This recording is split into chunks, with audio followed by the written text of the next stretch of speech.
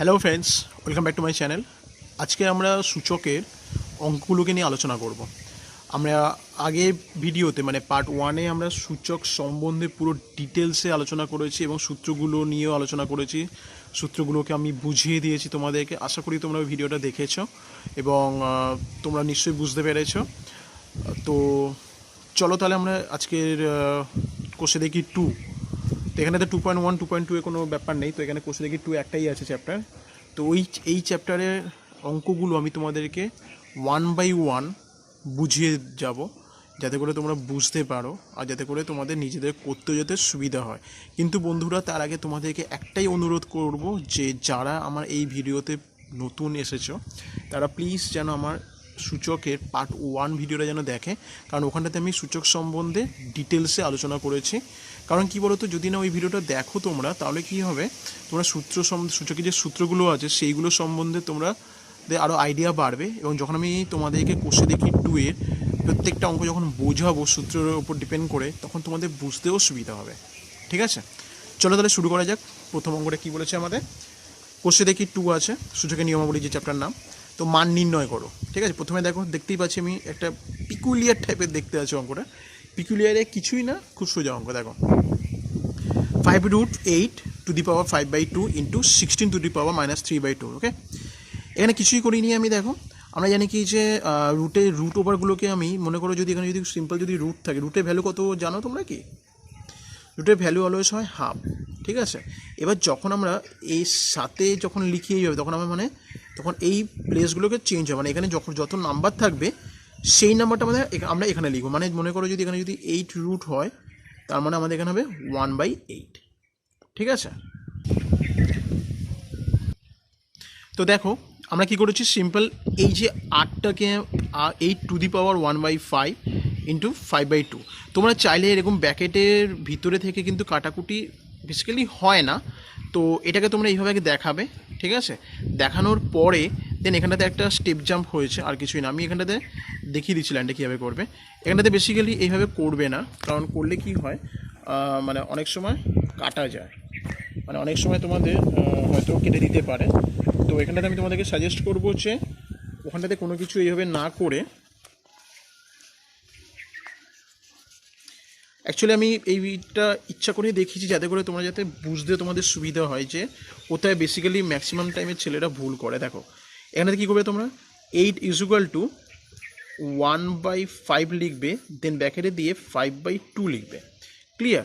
তারপরের লাইনে কি করবে, 8 ব্র্যাকেট দেবে 1/5 গুণ 5/2 ইন্টু, এটা যেমন আছে তেমনভাবে কাটাকুটি অবস্থায় দেখে নেবে এটা কত হবে, 2 to the power -6 হবে। ঠিক আছে,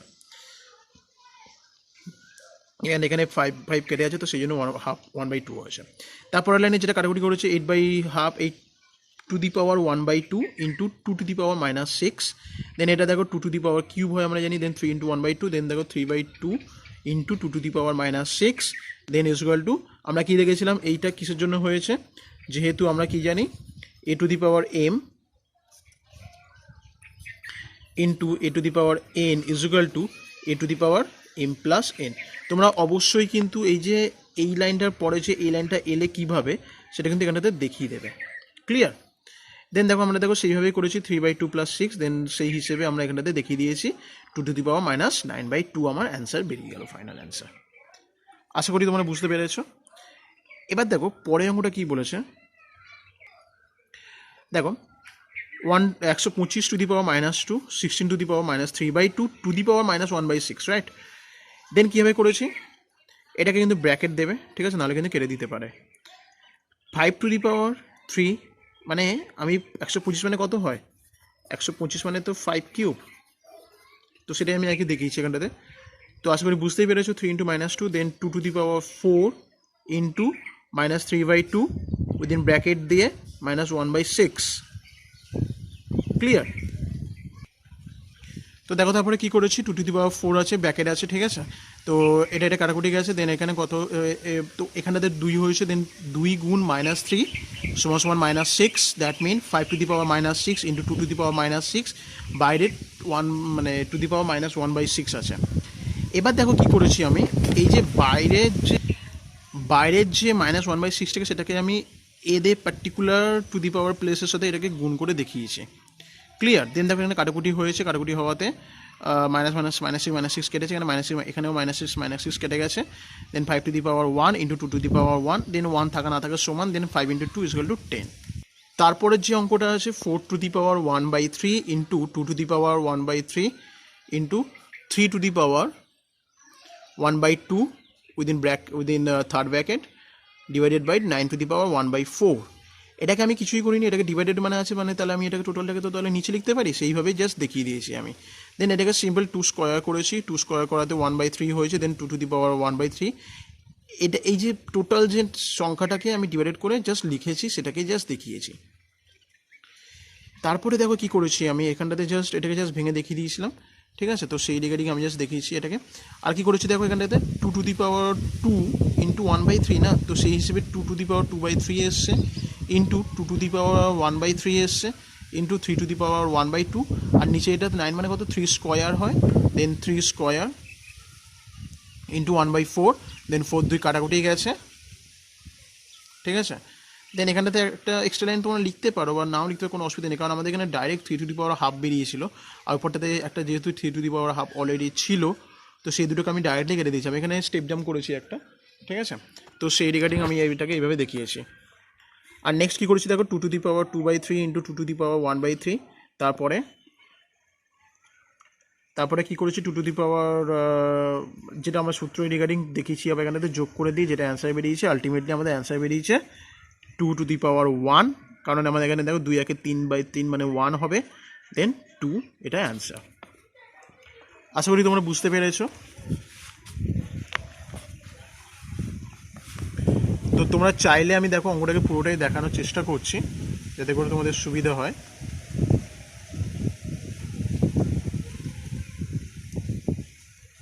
তোমরা চাইলে এটাকে পজ করে একবার দেখে নিয়ে ভালো করে দেন তোমরা নিজেরা প্র্যাকটিস করতে পারো, ঠিক আছে? দেন পরে অঙ্কে যাচ্ছি, যেটা কিনা নাম্বার 2 নাম্বার আছে, সরল আছে।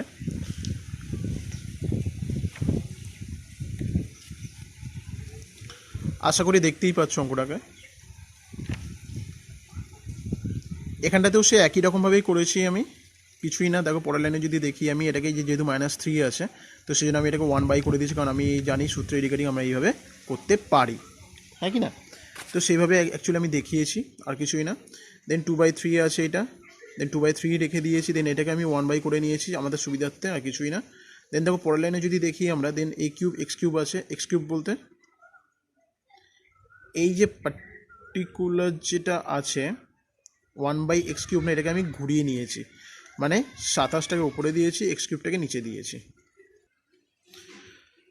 এখানেতে দেখো 1/27 x টু দি পাওয়ার -3 আছে, কারণ এটাকে আমি যদি 1/, করে লিখি দেন অবভিয়াসলি সেটা -3 থাকবে। এবার -3 থাকা মানে কি, এটা তো ডেফিনেটলি আমাদের এটা বাই আকারে লিখে দিতে পারি নাকি? তো সেটাকেই জাস্ট উপর নিচ করেছি, মানে x টু দি পাওয়ার -3টাকে আমি যদি আলাদা করে যদি ভাবতে চাই তাহলে কত হবে, 1/x³। এবার 1/27/x³ মানে 1/, মানে আমি বলতে চাইছি দেখো 1/27/x³। আর যদি ডিটেলসে যদি বলতে চাই তাহলে দেখো এটাকে এইভাবে বলতে হবে আমাদেরকে। এটা যদি এইভাবে যদি লিখি আমি 1/27 ইন্টু 1/x³, তো কারণ আমরা কি জানি x টু দি পাওয়ার -3 সমান আমি তো এটাকে এইভাবে তো লিখতে পারি, তো এটাকে সেইভাবে লিখেছি আমি। এবার দেখো সরি, এটা একটু ভুল হয়ে গেল, এটা একটু ভুল হয়েছে, দাঁড়াও 1 সেকেন্ড। মানে আমি বলতে চাইছি এটা কত ছিল, 1/27 x টু দি পাওয়ার -3, তো এটাকে আমি ডাইরেক্টলি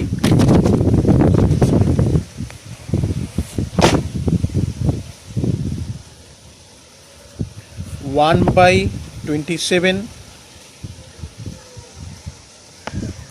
ইন্টু 1/x³, তার মানে 1/27/x³। তো এটাকে আমি ডাইরেক্টলি তাহলে তো এইভাবে লিখতে পারি x³/27 তো সেটাকে জাস্ট দেখানো হয়ে দেখিয়েছি আমি এখানটাতে, ঠিক আছে। তো যেটা এখানটাতে এই যে এই লাইনে দেখতে পাচ্ছ তোমরা x³/27 করেছি, এদিকটাতেও সেই একই জিনিস করেছি আমি।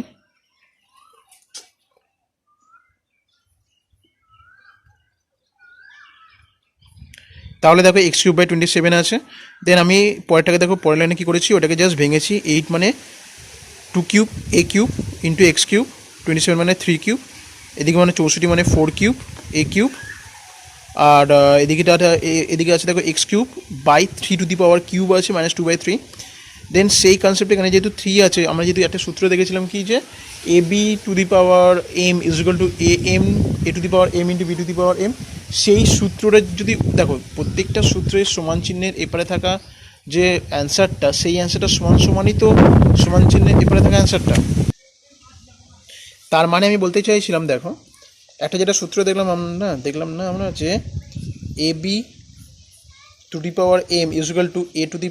a⁴m ইন্টু b⁴m, তো এইটা সমান এটাকে তো লিখতে পারি আমি, হ্যাঁ কি না? তো সেইভাবেই আমি অ্যাকচুয়ালি এখানটাতে করেছি দেখো, 2³ ইন্টু a³ ইন্টু x³।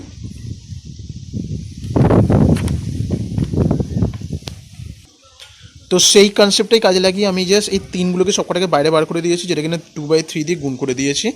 আর এটার ক্ষেত্রে একই রকমভাবে করেছি। দেন 3 কেটে গেছে, দেন 2 হয়েছে, এদিকে -2 হয়েছে। আশা করি তোমরা বুঝতে পেরেছো, একবার দেখে নাও ভালো করে। যদি কোনো অসুবিধা হয় অবশ্যই আমাকে কমেন্টে জানিও, দেন আমি অবশ্যই আবার তোমাদেরকে বোঝানোর চেষ্টা করবো, তোমাদের কোশ্চেনে অবশ্যই অ্যান্সার দেবো আমি।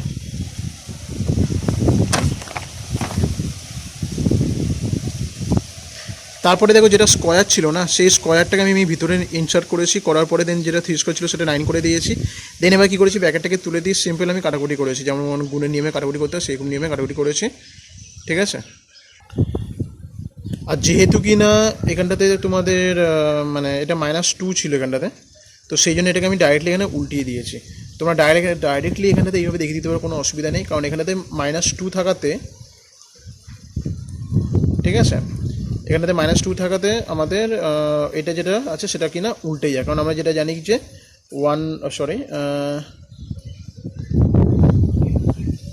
a ইনভার্স 1/a, তো সেই ফরম্যাটে আমি এখানটাতে দেখিয়ে দিয়েছি।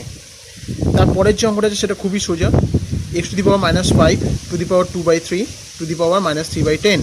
এটাকে সিম্পল কিছুই করিনি, আমি সবকটাকে তিনটাকে ইন্ডিভিজুয়ালিভাবে গুণ করেছি। গুণ করাতে দেখেছি যে প্রত্যেকটা একে অপরের সাথে কাটাকুটি হয়ে যাচ্ছে। দেন আলটিমেটলি আমার অ্যান্সার বেরিয়ে গেছে x। তারপরটাও একই, প্রত্যেকটার সাথে গুণ করে দিয়ে জাস্ট অ্যান্সার দেখিয়ে দিয়েছি 2, ঠিক আছে।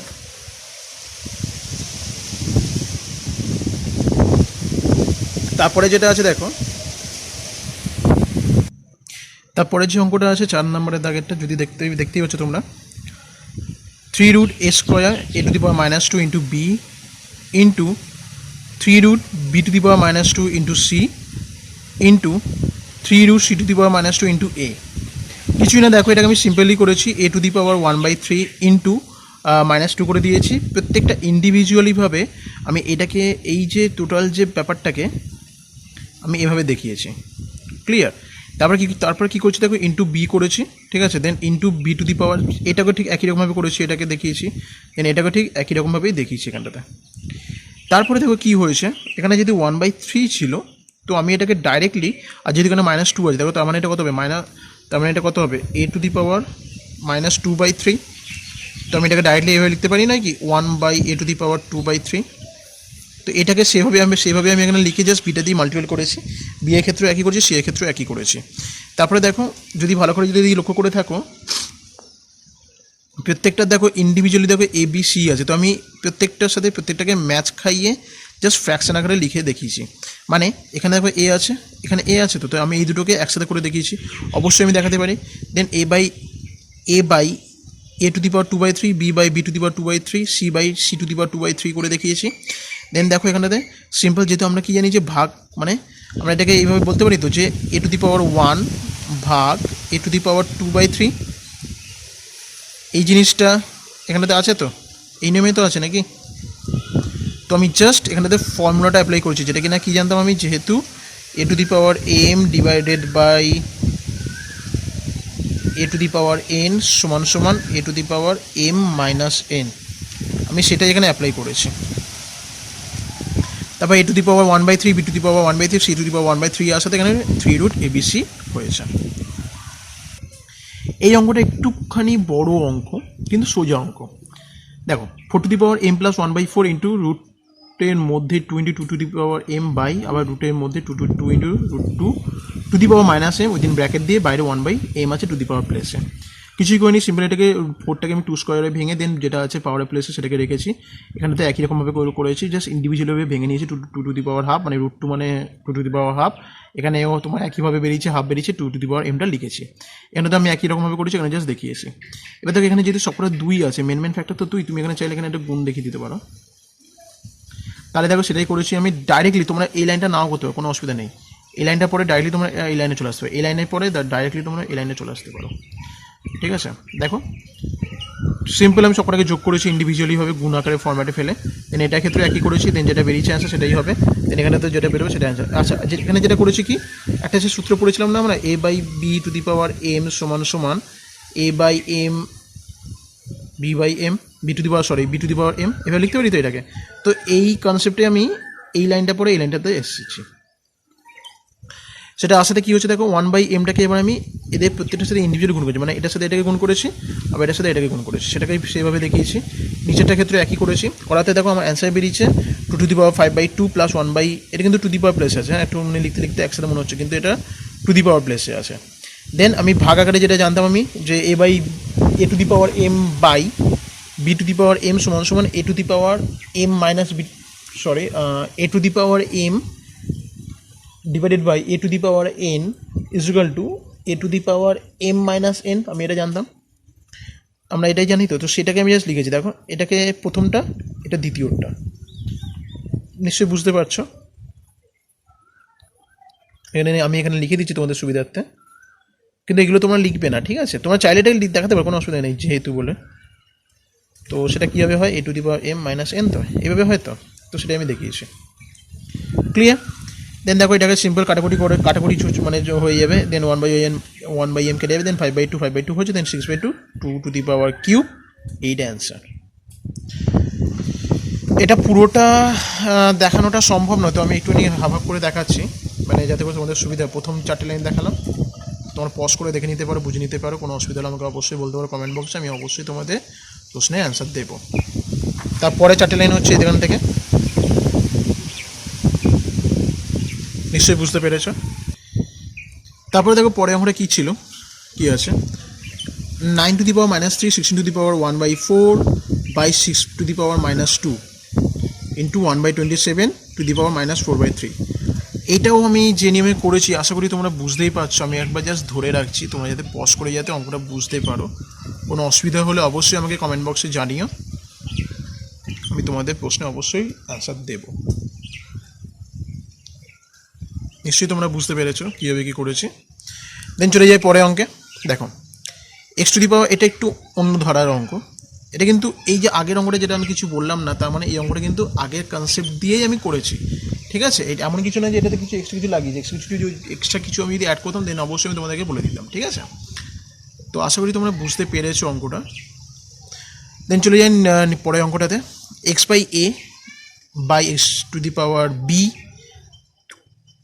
Two the power square plus ab plus b square. এটা সব থেকে সোজা অঙ্ক, এটা সিম্পল করেছি। দেখো এটাকে সিম্পল আমি মাইনাস আকারে তো লিখতে পারি নাকি, জাস্ট এইটাকে এইটুকুটাকে ভাবো, আমি এইটুকুটাকে তো এই আকারে তো লিখতে পারি।